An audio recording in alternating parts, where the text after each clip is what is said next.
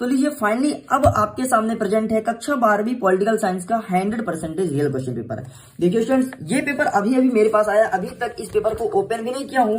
तो चलिए अब आपके सामने ही पेपर को ओपन करेंगे और देखेंगे किस टाइप से क्वेश्चंस इसमें पूछे गए हैं। देखिए इसमें पेपर में क्वेश्चंस नहीं विद सॉल्यूशन कवर करने वाले हैं। तो फिर चलिए वीडियो को स्टार्ट करते हैं।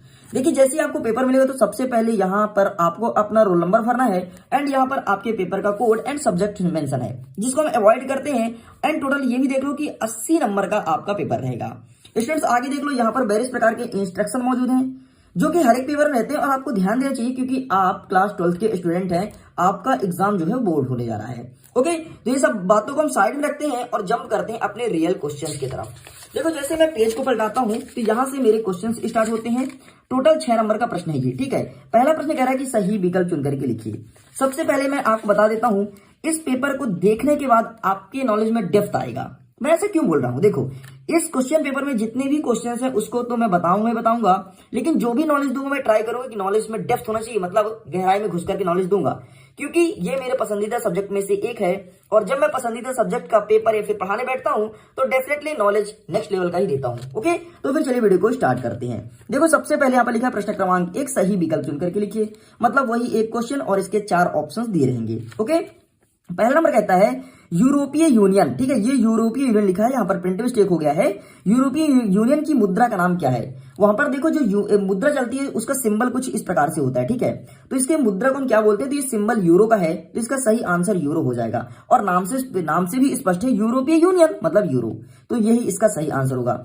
दिनार हमारा यहाँ पर नहीं चलता है, ये दिनार मुस्लिम कंट्री में दिनार का यूज करते हैं। रुपया हमारे हिंदुस्तान में चलता है एंड डॉलर हमारे ब्रिटेन और अमेरिका में चलता है। ज्यादातर डॉलर अमेरिका का ही माना जाता है।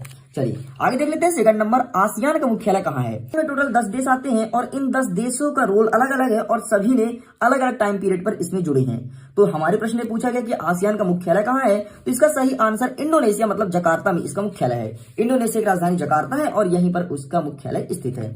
आगे देख लेते हैं नेक्स्ट तीसरा नंबर, सिंधु जल संधि किन 2 देशों के बीच समझौता हुआ था? देखो सिंधु नदी जो हमारे हिंदुस्तान में बहती है और सिंधु नदी का उद्गम होता है मानसरोवर के झील से, जो कि चाइना में स्थित है, ठीक है। चाइना से होते हुए सबसे पहले आती है जम्मू में, फिर आती है लद्दाख में और वहां से बहते बहते फिर हमारे हिंदुस्तान को क्रॉस करके चली जाती है जाकर के पाकिस्तान में। तो सिंधु जल समझौता 2 देशों में बहता है, पहला मुख्यतः हिंदुस्तान और दूसरा हो गया पाकिस्तान। तो इसका सही आंसर हो जाएगा आपका भारत और पाकिस्तान इस करेक्ट आंसर। और सिंधु जल समझौता 1960 मतलब 1960 में हुआ था, इस बात को भी ध्यान रखना। हो सकता है कि आपको कहीं पर ये ऐसे क्वेश्चंस पूछ भी ले या फिर ऐसा भी हो सकता है कि क्वेश्चन घुमा के पूछ ले, तो आप वहां पर क्लियर होना चाहिए। तो सिंधु जल समझौता 1960 में हुआ था, भारत और पाकिस्तान के बीच हुआ था। अच्छा थोड़ी मैं डेप्थ में आता हूं, तो सिंधु जल समझौता का सिंधु नदी का 90% पानी पाकिस्तान यूज करेगा और 10% पानी हिंदुस्तान यूज करेगा। मतलब हमें पूरा पानी यूज करने का अधिकार नहीं है, केवल 10% ही यूज करने का अधिकार है। ओके, चलिए आगे देख लेते हैं नेक्स्ट क्वेश्चन। चौथा नंबर कहता है कि कौन सा देश सार्क का सदस्य नहीं है? तो सबसे पहले ये पता चाहिए सार्क आखिरकार है क्या चीज, क्या कोई मछली का नाम है या फिर कोई और है? तो सार्क एक संगठन का नाम है जिसमें हिंदुस्तान के इर्द गिर्द वे 8 देश शामिल हैं जो हिंदुस्तान के पड़ोसी देश हैं। तो मैं सार्क कंट्री का नाम गिनाता हूं, आप अपने उंगली पे काउंट करना। सबसे पहले हम अपने हिंदुस्तान का नाम लेंगे, तो हिंदुस्तान, पाकिस्तान, अफगानिस्तान, ठीक है, चाइना, नेपाल, भूटान और यहां पर हमारा नीचे आ जाएगा तो बांग्लादेश, श्रीलंका और मालदीव। मुझे उम्मीद है आप काउंट कर लिए होंगे। ओके, अगर आपने अभी तक काउंट नहीं कर पाया 8 देश का नाम, तो वीडियो को बैक कीजिए 2-4 सेकंड और फिर अगेन सुनिए और काउंट कर लीजिए। अगर कोई मिस हो गया हो तो कमेंट बॉक्स में लिख देना। ओके, चलिए आगे देख लेते हैं। तो इसमें बोला कि सार्क के देश नहीं है, तो अब मुझे जब सार्क के 8 देशों का नाम रटा हुआ है तो कौन सा नहीं भाई? चाइना, श्रीलंका, भारत, पाकिस्तान। तो इसमें हर एक देश है, आपका चाइना नहीं है। चाइना को हमने सार्क में शामिल नहीं किया है। ओके, अगर मैंने चाइना का नाम ले लिया हो गलती से तो मुझे क्षमा करें, चाइना उसमें शामिल नहीं है, नेपाल शामिल है। ओके, चलिए आगे देखते हैं नेक्स्ट क्वेश्चन 5th नंबर। चीन ने कौन से व्यापार की नीति अपनाई थी? तो चीन में बहुत ही अच्छे मार्केटिंग की नीति चल रही है जिसे हम कहते हैं मुक्त व्यापार की नीति। और चीन का ऐसा मानना है कि हम जो मार्केटिंग करेंगे एकदम ओपन तरीके से करेंगे। इसके अलावा हम मार्केटिंग में उसी चीज को बढ़ावा देंगे जो हमारे देश को फायदा मिले, इन द सेंस चाइना को फायदा मिले। वो अपने फायदे को ध्यान रखते हुए अपने व्यक्ति को आत्मनिर्भर बनाते हुए वहां की जो नीति है मुक्त व्यापार की नीति है, और हिंदुस्तान भी अब इसी नीति की ओर फॉलो कर रहा है, इस नीति की ओर कदम रख रहा है। ओके, तो ये भी कंप्लीट होता है, इसका भी आंसर आप समझ गए होंगे। आगे देखते हैं 6 नंबर, शिमला समझौता कब हुआ था? तो सबसे पहले आपको ये तो पता हो कि शिमला समझौता हुआ क्यों था, कब हुआ था अलग मैटर है, ये तो क्वेश्चन में सीधे सीधे पूछा, रटा हुआ बंदा बता देगा, लेकिन समझा हुआ बंदा तो वो बताएगा ना शिमला समझौता है क्या चीज। तो मैं अभी क्लियर कर देता हूं, शिमला समझौता कुछ और नहीं है। जो लड़ाई चला था एक टाइम आपके बांग्लादेश और पाकिस्तान का, और बीच में जो हिंदुस्तान फंस रहा था, तो इन लोग की लड़ाई चल रही थी। वो पाकिस्तान इसको कब्जा करना चाहता था, जिसे हम पूर्वी पाकिस्तान मतलब बांग्लादेश के नाम से जानते थे। तो इसी को शांति समझौता को बरकरार रखने के लिए, शांति से रहो, हिसाब किताब से रहो, उसको स्वतंत्र करो, मतलब बांग्लादेश को स्वतंत्र करो, तुम अपना काम करो, हमने बोला पाकिस्तान को, यही कहलाता है शिमला समझौता। और शिमला समझौते में पता है क्या हुआ था, 1971 में 1971 में एक युद्ध हुआ था हिंदुस्तान और पाकिस्तान का। तो पाकिस्तान के 70,000 सैनिक हिंदुस्तान के जो आर्मी वाले हैं उनके चरणों के नीचे आ गए थे, मतलब घुटने टेक दिए थे और माफी मांगे थे कि अब दोबारा हम हिंदुस्तान की ओर नजर उठा के नहीं देखेंगे। तब जाकर के हिंदुस्तान बोला कि चलो अब हम तो हमारे साइड तो नहीं आ सकते, तुम्हारी हिम्मत भी नहीं है, लेकिन अब इधर भी नहीं आना बांग्लादेश साइड। तो इसे कहते हैं शिमला समझौता, और ये शिमला नामक स्थान पे हुआ था, इसलिए उसके नाम से पड़ गया शिमला समझौता।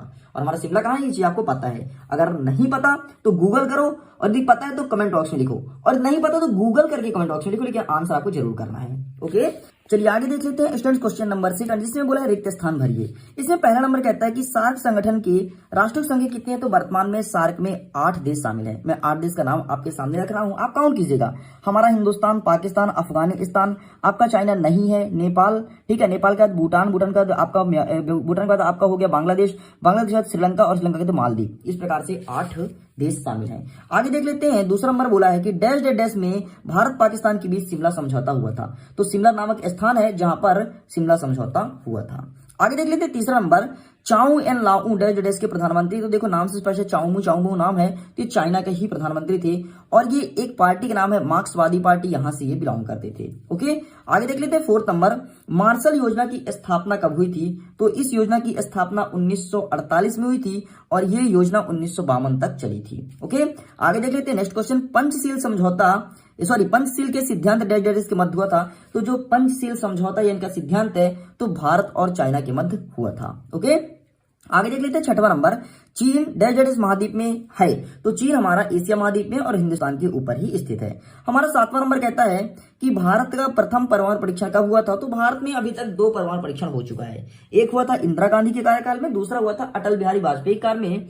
तो यहां पर हमने 1994 रख दिया क्योंकि पहले के बारे में पूछा गया है, और 1974 के पोखरण में हमारा पहला परमाणु परीक्षण हुआ था। इसके कोड का नाम था स्माइलिंग बुद्धा, ये हमारा कोड वर्ड था। ठीक है, मतलब ये जो साइंटिस्ट लोग थे ना, तो इसी कोड में बात करते थे, कुछ बोलते थे स्माइलिंग बुद्धा, कोई नहीं समझ पाता था भाई बोल क्या रहा है, स्माइलिंग बुद्धा पता नहीं है क्या चीज, तो ये कोड वर्ड होता था। और तो मैं आपको बता देता हूं, अगर आपको परमाणु परीक्षण जहां हो रहा है उस ग्राउंड में जाना है, तो कैसे पता करेंगे कोई लोग कि यार आप ही मतलब आप ही इंजीनियर हो, आप ही यहाँ के साइंटिस्ट हो।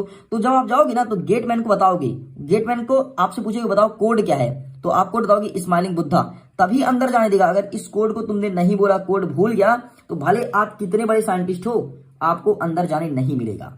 ठीक, तो इस प्रकार से रूल्स एंड रेगुलेशन था। आगे देखते हैं तीसरा नंबर, सही जोड़ी बनाओ। सही जोड़ी में पहला नंबर कहता है कि चीन का भारत पर आक्रमण तो 1962 का हुआ था। PWG का फुल फॉर्म होगा पीपलर बार ग्रुप। सार्क का पहला सम्मेलन 1985 में हुआ था। मुक्त व्यापार की संधि आपका यहाँ पर सार्क का पहला सम्मेलन साफ्टा में हुआ था। मुक्त व्यापार की संधि 1985 में हुई थी।